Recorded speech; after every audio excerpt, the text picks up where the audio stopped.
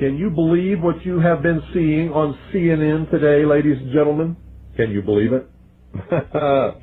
Supposedly, a CNN reporter found Osama bin Laden, took a television camera crew with him, went into Osama bin Laden's hideout, interviewed him and his top leadership, his top lieutenants and colonels and generals in their hideout. This is a CNN reporter with a camera crew. And he came out and told everybody, within 3 weeks, Osama bin Laden is going to attack the United States and Israel.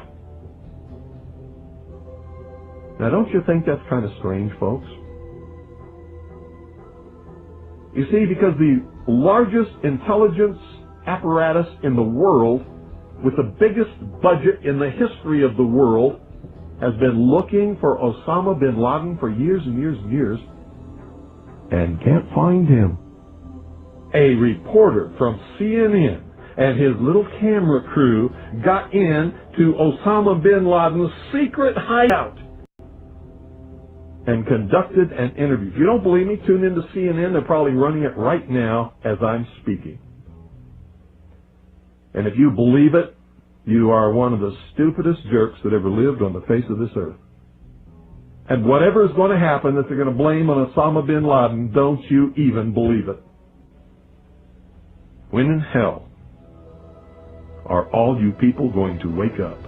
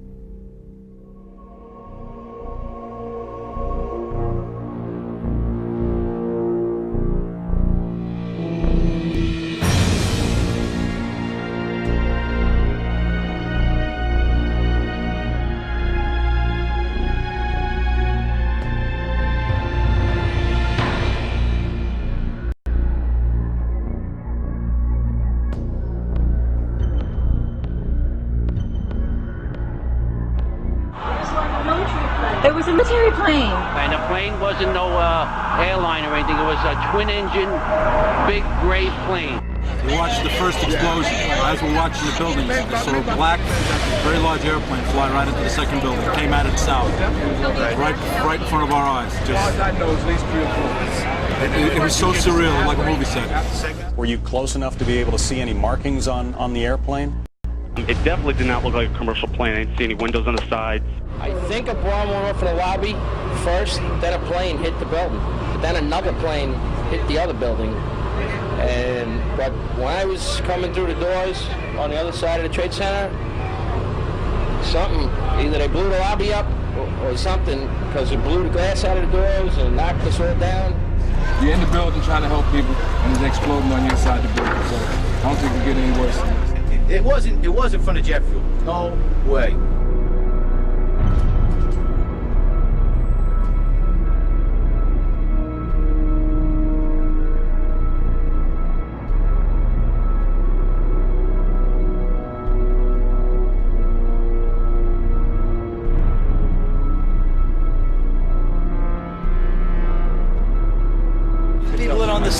There may be more. Any one of these fucking buildings can blow up. This ain't done yet.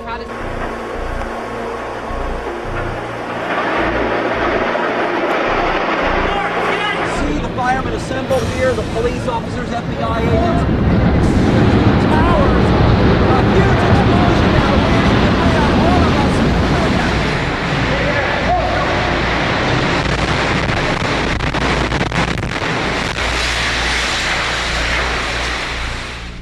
My name is Tom Sullivan. I worked for Controlled Demolition Incorporated, CDI, the top-rated explosives demolition firm in the world, owned by the Loiseau family during the years surrounding 9/11. And I worked for them as an explosives loader for 2.5 years. As an explosives loader, my job was to place explosives in the buildings to prepare them for demolition. There are many steps that you need to take. First off is you have to weaken the building.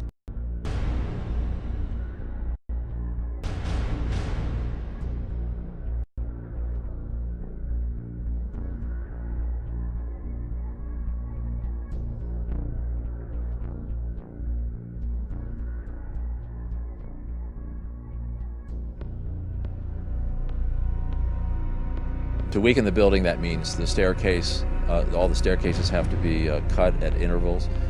The firewalls have to be removed. The elevator shafts have to be cut. I looked down to my right, and the elevators exploded, something out of like a Bruce Willis Die Hard movie. People just come running out of the elevators on fire, fireballed. I mean, it was like, what is going on here? There's something's up here. I mean, the plane's up there, now there's fire down here. Then you have to move to the support columns on the particular load floors. And those are cut by a torch for two reasons. First, to weaken them, and also to allow for charges to be placed onto the structure, onto the columns themselves. And that essentially reduces their strength by about 20%. And even with all of that work being done to weaken this building, it still remains safely standing, so we can continue to work in it.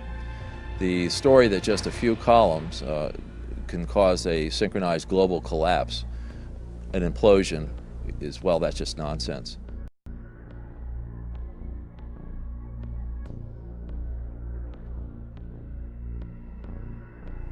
I don't see how this could actually happen in real life. When we load a building, we have to have all the support columns on a given load floor fail at the same time, within milliseconds of one another. And therefore, the entire building comes down in a synchronized implosion. So I think this notion of a one column failure causing an entire building to implode in a synchronized fashion is just nonsense. Looking at the building, it wouldn't be a problem once you gained access to the elevator shafts. How about an elevator modernization, which we know was going on the 9 months prior to 9/11? Yes, Elevator World, March 2001 documents it. In fact, they were in the middle of this modernization. There are people who noted that the elevators were locked in turn and that there were guards placed at these locked elevators during the modernization. Of course, you would have to have access to security. Securicom was brought in. Who sits on the board of Securicom? Marvin Bush, the younger brother of George Bush. Then a team of loading experts would have access to all the core columns and beam. The rest could be accomplished at that point by just the right kind of explosives for the job at hand. The choices are many out there. You wouldn't need miles and miles of det cord. You could have used wireless remote detonators, and they have been available for years. You need to only look at an action movie to see them in use, and of course the military has them as well.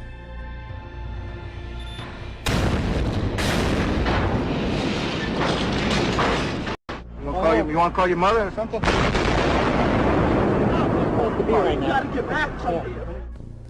Contractors don't use them, on the other hand, because they're just too expensive. Well, you wouldn't have found steel casings to be left in the rubble. They haven't been used for years. What we use now is RDX, copper-jacketed shape charges, and when they're initiated, there's nothing left of those charges. And in the case of thermite, well, thermite self-consuming cutting charges have been around since they first patented in 1984. So there would be nothing left in the debris pile except some residue of molten iron.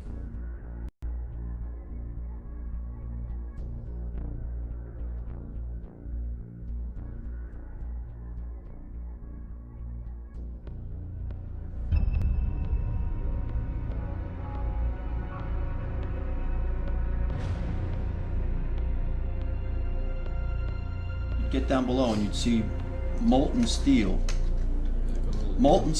running down the channel rails, like you're in a foundry. These incredibly hot areas were found at the bottoms of the elevator shafts, down 7 basement levels.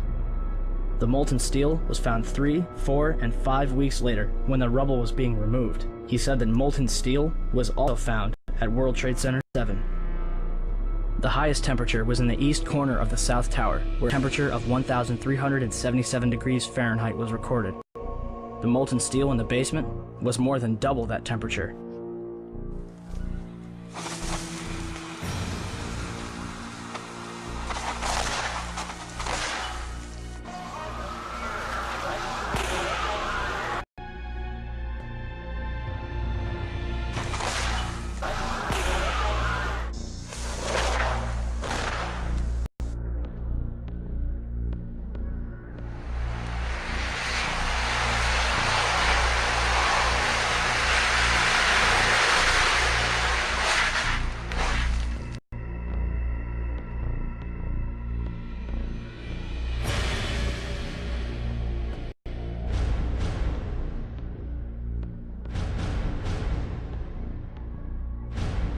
With any implosion, you don't hear one massive boom sound. What you do hear is smaller explosions going off.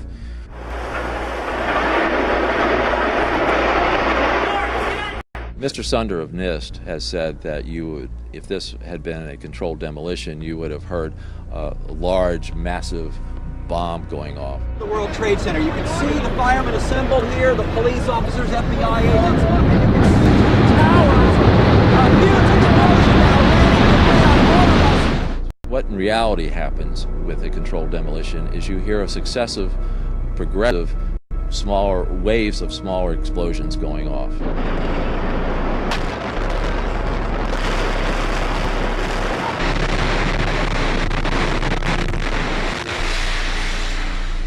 In the case of thermite cutting charges, you would have heard far less noise, since they are worked by thermal heating, melting of the steel, rather than an explosive cutting as in RDX charges. I knew from day one that this was a controlled event, and why I did that is because simply looking at Building 7, you have a sudden collapse of the building. It's fairly symmetrical as it comes down. There's the classic kink, which means that the center core fails first, and you can see that on the video, and the building falls near free fall. So I really honestly didn't believe this from day one, because this is the way buildings classically come down with a controlled demolition.